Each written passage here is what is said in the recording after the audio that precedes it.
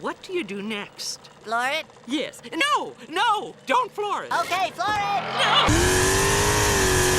Wow, that escalated quickly.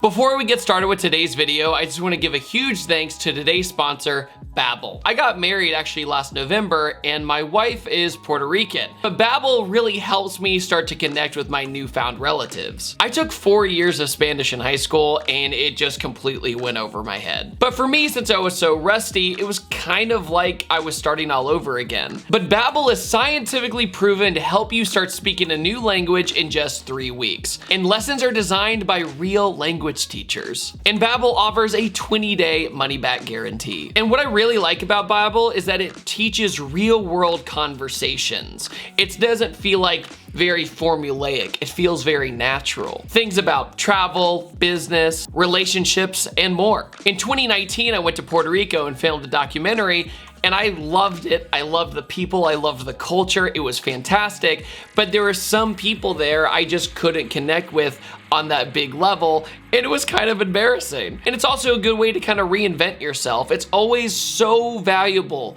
to be bilingual and at least be able to speak in a different language at all. One of my favorite things is perfect your accent, because I know I'll have a terrible accent when I start. So you can actually practice speaking it and it'll tell you if you're saying it right. Gracias.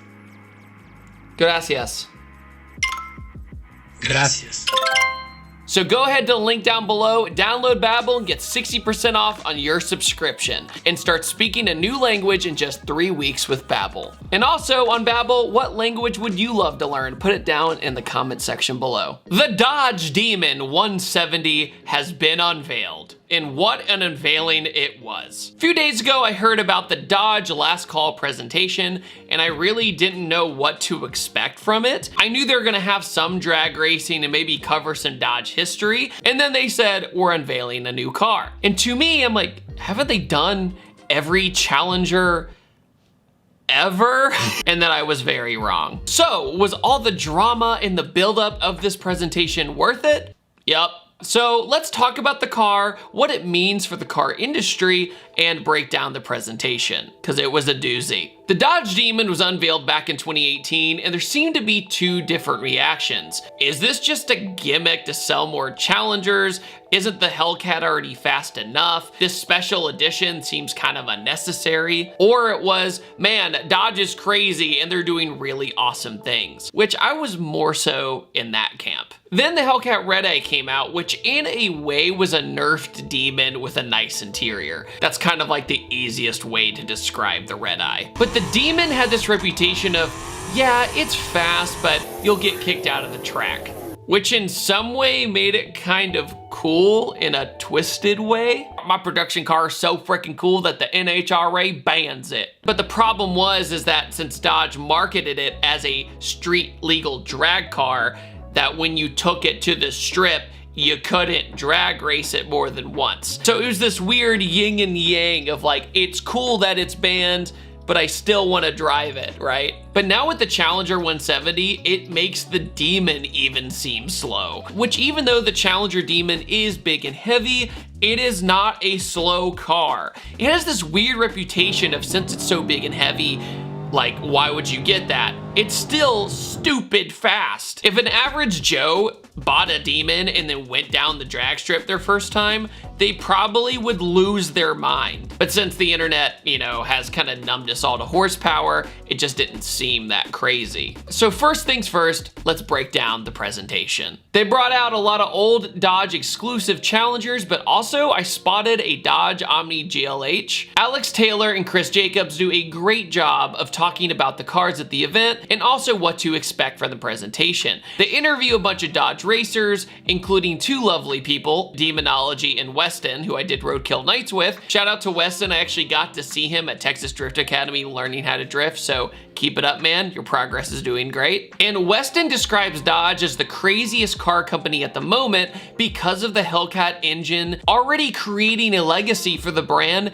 in such a short time period. The Hellcat engine completely transformed Dodge's image like that. They went from being like the car company of like, oh, I gotta go buy this Stratus or whatever to get around and it's okay, to I want one. I want one of those burnout machines. And it created such a cool reputation. And it also wouldn't be a car event without Jay Leno. I swear this dude is everywhere. But it's also great to see that he seems to be doing much better after his accident. So I'm very happy to see that Jay Leno is okay. But then Mr. Tim from Dodge comes out, and usually when he unveils something, something really cool is gonna happen. But then he comes out and says the words, "We're making history again," which almost every car company out there during their presentation claims they are changing the world. They're changing history. It's always funny when some car company comes out with like some normal crossover and they're like, "We're changing the game with this crossover." With sports cars, it's a little bit easier of a sell. But he claims that Dodge ownership is a brotherhood, but when they get criticized, they own it. So I actually thought it was admirable that Dodge came out and said, "Listen, we had this package from Direct Connection we are going to sell, and it took way too long." Almost no car company comes out and owns their mistakes like right off the bat. Like, this did not take long. It's not like Dieselgate, you know, where a few years later they're like, "Yeah, we totally did that really shady stuff, but don't worry about it. It's in the past." He announced that you can have your Hellcat Red Eye be emissions legal with 885 horsepower with a full factory warranty. Basically, what he's saying is you can take your Red Eye, bring it to a Direct Connection power broker, aka a Dodge dealership that sells Direct Connection parts, and then you can have them do this entire thing for you and have a full factory warranty. It's pretty impressive. He then goes through the Dodge timeline of performance and how they get banned from a lot of racing series for being too fast. Hard flex. He even mentions the Dodge Spirit RT, which I totally forgot about. But it's pretty cool that they gave one of their weirder cars a highlight. I mean, it was the fastest sedan in the world that year. But what's really interesting is that back in 2020, when the world ended, the Challenger got a whole new lease of life, or the Hellcat platform got a whole new lease of life. Because instead of them focusing on replacing this platform, they gave it more years because at the time, people were way more concerned about what was going on. Instead of like, "Oh yeah, let's just replace this car with all this R&D.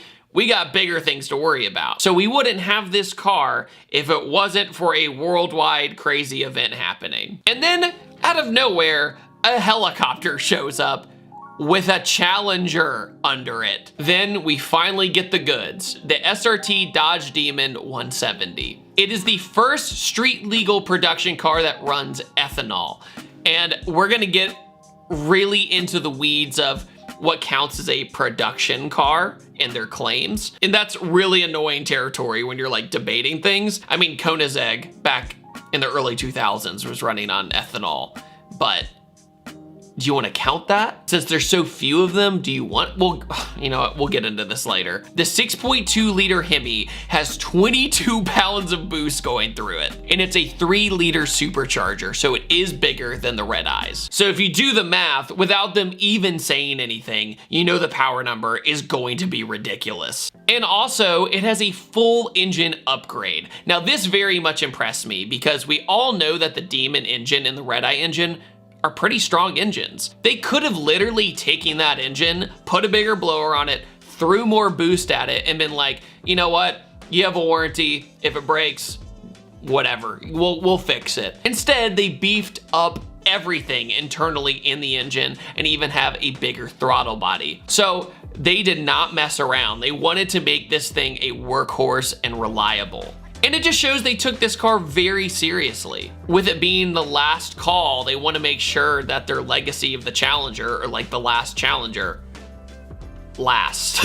It's also got a trans brake and launch control, and also basically you can be completely wide open throttle the entire time down a prep surface. It'll work itself out and you don't have to pedal it anymore going all the way down the track, which arguably could be a good and a bad thing, but if you're just trying to go fast and do consistent times, that's amazing. And with most car unveils, it's like, take the tarp off, check it out, here's our new car, but it's not really doing much. Dodge goes, "We're gonna do a pass in it right now." No time wasted. They drop it off, they put it at the starting line, they do a burnout, and then they do a pass, And then he pulls a parachute in a production car. And by the way, the chute is a factory option from Direct Connection. And when the chute is pulled, you actually hear a guy over the audio go, "Oh my God." So you know the pass was pretty fast. But what really blows me away is, first things first, the 60-foot times are in the 1.2s. And if you're not a drag racer, you don't know anything about drag racing, let me put it in perspective. That is crazy bananas fast. For a production car, it makes almost no sense. And also, 0 to 60 in 1.6 seconds. That's a WRC car that's fully gutted with a sequential gearbox. Those times are like that. And the big debate between electric cars and that, it beats out some electric cars. Now this is where things get tricky for discussion. They claim it's the fastest ever production car in the quarter mile, which is where you get into the whole, what is production? For example, the Rimac electric hypercar is faster, but they're millions of dollars and there's not that many of them. I think Dodge at first would have been better off saying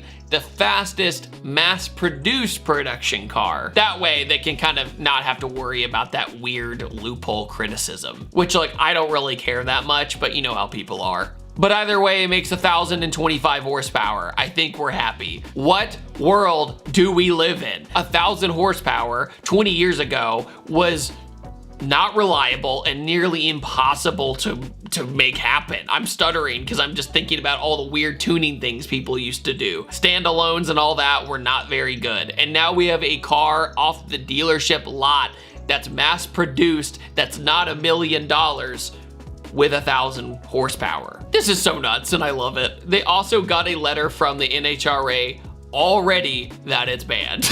But then later in the presentation, he says the fastest mass-produced vehicle in the quarter mile. Man, it's amazing when somebody just watches the rest of a piece of content on YouTube before commenting. Man, what an amazing concept.